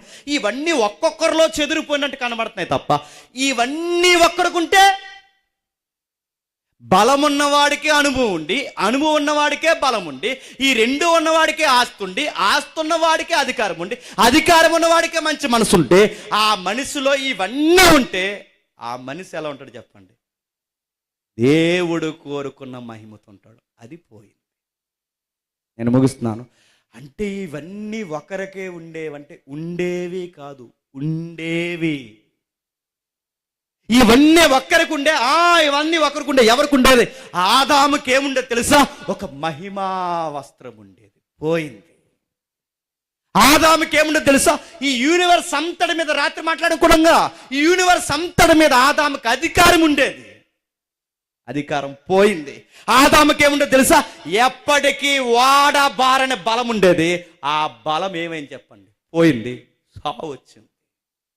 ఆదాముకి జ్వరం లేదు, ఆదాముకు రొంప లేదు, ఆదాముకి తప్పు చేయకమునుపు వయసు అయిపోవడం లేదు, ఆదాము తప్పు చేయకమునుపు చర్మం ఊగిపోవడం లేదు, ఆదాముకి ఆకలి లేదు, ఆదాముకి చావు లేదు, ఆదాముకి ఏ బెంగా బెడదు లేదు, ఎండ కాస్తే భయం లేదు, వాన కురిస్తే భయం లేదు, చలికి వణిగిపోయే భయం లేదు.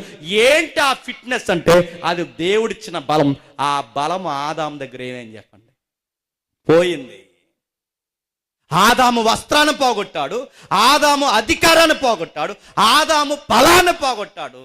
ఆదాము ఏం పోగొట్టాడు చెప్తున్నా? అనుభవాన్ని పోగొట్టాడు. ఆదాముకి ఏం అనుభవం ఉండేది తెలుసా? తన భార్యని దేవుడు తయారు చేస్తున్నప్పుడు, అవ్వమ్మను తయారు చేస్తున్నప్పుడు, అప్పుడు ఆదాము నిద్రపోయాడట, గాఢ నిద్రలో. గాఢ నిద్రలో ఉన్న ఆదాముకి ఏం తెలిసిందో తెలుసా? దేవుడు అవ్వను ఎలా తయారు చేశాడో చూడకుండానే చెప్పేశాడు. అంటే ఇంత ఎక్స్పీరియన్స్ మనిషికి ఉండేది. ఈ లక్షణాలు, ఈ గుణాలు, ఈ యాట్రిబ్యూట్స్ అన్నీ ఏమైనా చెప్పండి? పోయినాయి. ఈ పోయిన దాన్ని ఏమైనాడు అన్నది తెలుసా? మహిమను కోల్పోయారు. అందుకే నేను అడుగుతున్నాను, ఇప్పుడు బాగానే ఉన్నాను అడుగుతున్నాను. పుట్టినప్పుడు ఒకలా ఉంటున్నాం, యంగ్ ఏజ్లో ఒకలా ఉంటున్నాం, మిడిల్ ఏజ్లో ఒకలా ఉంటున్నాం, మిడిల్ ఏజ్ దాటేకని అడుగుతున్నాను. తర్వాత వృద్ధాప్యంలో సీనియర్ ఒకలా ఉన్నాం. ఎందుకు అలా మారిపోతున్నాం? నేను అడుగుతున్నాను. మీరు 2 years బ్యాక్ దిగిన ఫోటో ఒక్కసారి మీరు దగ్గరెట్టుకుని చూసుకోండి. ఆ ఫోటోకి ఇప్పుడు మీరు దిగిన ఫోటోకి తేడా చూడండి. ఏంటి ఆ తేడా ఎందుకు వస్తుంది? కోల్పోయాం. మాట్లాడుతుంది. ఎక్కడికో జర్నీ చేస్తున్నాం. ఎక్కడికి జర్నీ చేస్తున్నాం అంటే చిన్నప్పుడు ఉన్నప్పుడు మధ్యలో లేవు, మధ్యలో ఉన్నప్పుడు ఇప్పుడు లేవు, రేపు ఉండబో. ఇవన్నీ అంటే ఏదో మారిపోతున్నట్టు మన బాడీలో కనబట్టలేదా? ఎలాంటి పరిస్థితికి వచ్చింది తెలుసా? తిండికి ఏడుస్తున్నాం, బట్టకి ఏడుస్తున్నాం, నీడకి ఏడుస్తున్నాం. గట్టిగా వర్షాలు ఒక వారం రోజులుంటే రొంపల జ్వరాలతో ఏడుస్తాం, గట్టిగా ఎండగాస్తే వడదెబ్బకి ఎగిరిపోతాం, గట్టిగా చలేస్తే చలికి చచ్చిపోతాం. నడుతాం. దేనికి బతుకుతామండి మనం? దేనికి బతకం మనం. చలున్నా తట్టుకోలేం, వర్షమున్నా తట్టుకోలేం, ఎండున్నా తట్టుకోలేం, అన్నం ఎక్కువైనా తట్టుకోలేం, అన్నం తక్కువైనా తట్టుకోలేం.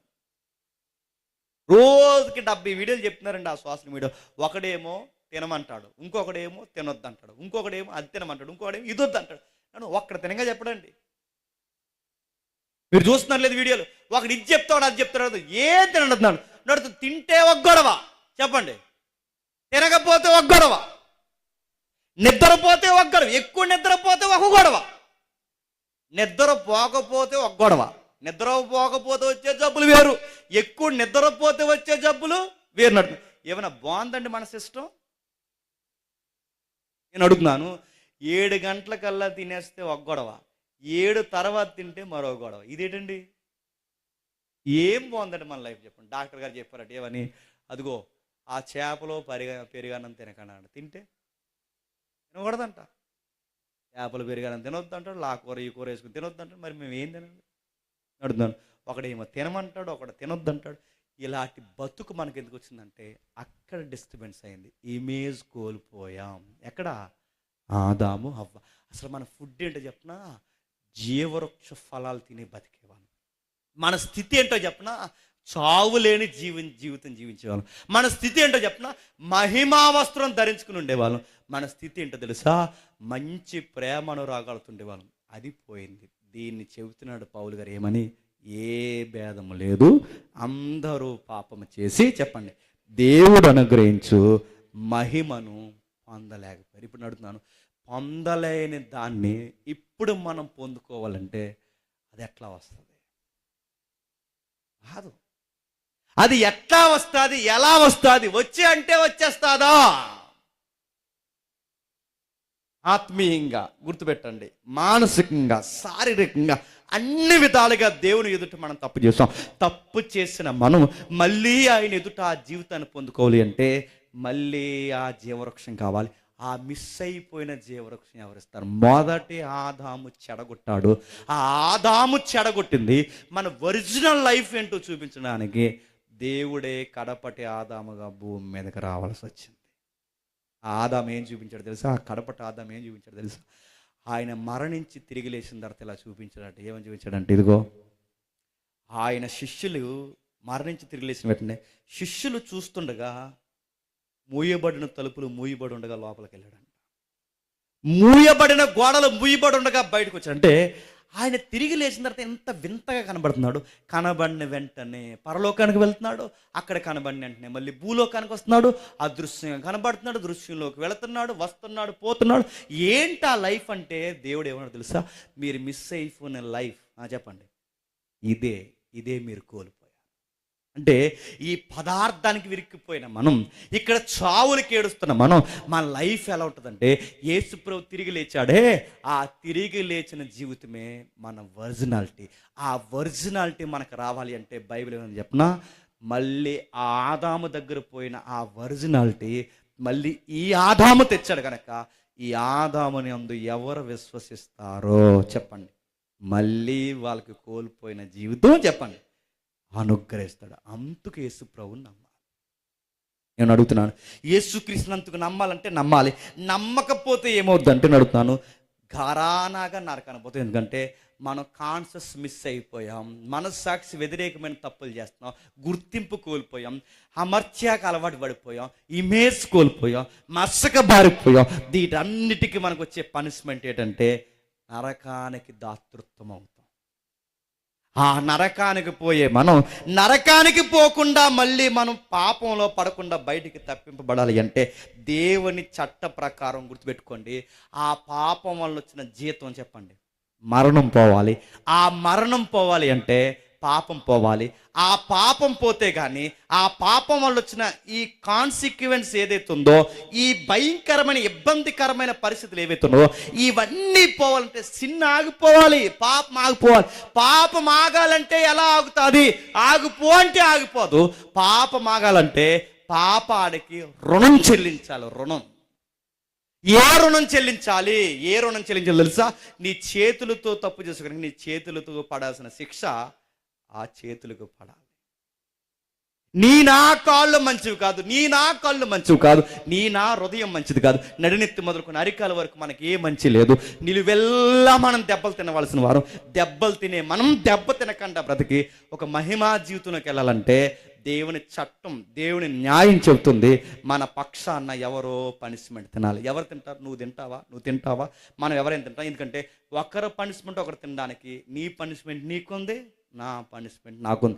ఏ భేదం లేదు. అందరం పాపాత్ములు అయితే నా పాపాలని పక్కోడు తీయలేదు. ఎందుకంటే ఆడి పాపాలు ఆడుకున్నాయి, ఆడి పాపాలు నేను తీయలేదు, నా పాపాలు నాకున్నాయి. నా పాపాలు నీ పాపాలకి శిక్ష అనుభవించాలి అంటే పాపం లేని ఒక మనిషి కావాలి. ఏ మనిషి ఉన్నాడు చెప్పండి? అందుకే పాపం లేనాడు ఏ మనిషి లేడు కనుక దేవుడే మనిషిగా పాపం లేనివాడిగా భూమి మీదకి చెప్పండి రావాల్సి వచ్చింది. ఆ వచ్చిన ఆయన పేరు నజరేయుడైన యేసు. అందుకు వచ్చాడు ఆయన. వచ్చి ఏం చేస్తాడు? నీకు పడాల్సిన శిక్షణన్నిటిని ఆయన మోస్తాడు.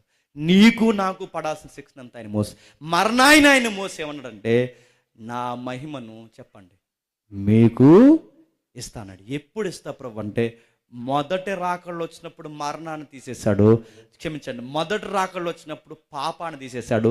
రెండవ రాకళ్ళు ఆయనందు విశ్వాసం ఉంచి మరణించిన వారిని తమ తమ వరుసల్లో చెప్పండి తిరిగి లేపుతాడు.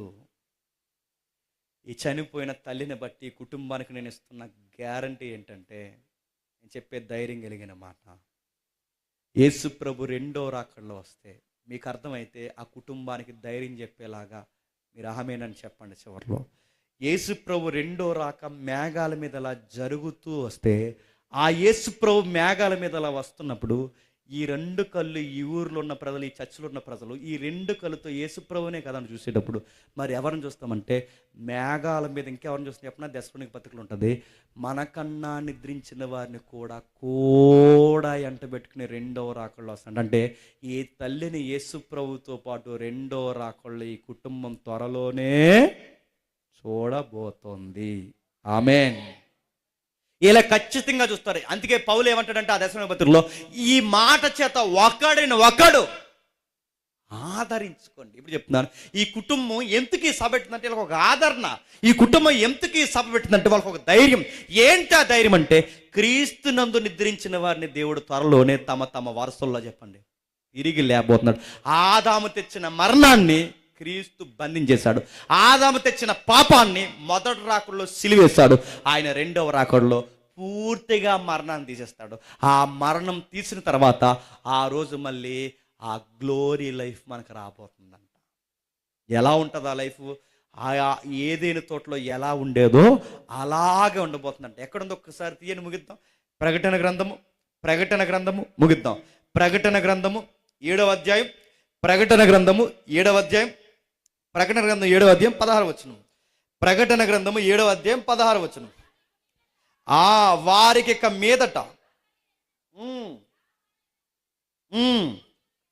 ఎవరు వీళ్ళు? ఎవరైతే యేసుప్రభు పునరుద్ధానంలో తిరిగి లేచారో వారికి ఇక మీదట ఆకలైనను దాహమైనను ఉండదు, సూర్యుని ఎండైనను ఏ వడగాలైనను వారికి తగలదు. ఏలైనగా సింహాసనం మధ్య నుండి గొర్రె పిల్ల వారికి కాపరయుండి జీవజలముల బొగ్గల వద్దకు వారిని నడిపించుటకే దేవుడే వారి కన్నుల నుండి ప్రతి బాష్ప బిందువును పుడిచిపోయి. మళ్ళీ చెప్తున్నాను, బయటోళ్ళు ఎవరైనా చనిపోతే ఆ మనిషి చనిపోయినందుకు వీళ్ళు కూడా బెంగెట్టుకుని చనిపోతారు. వీళ్ళు ఎవరు చెప్పినా విశ్వాసం లేను.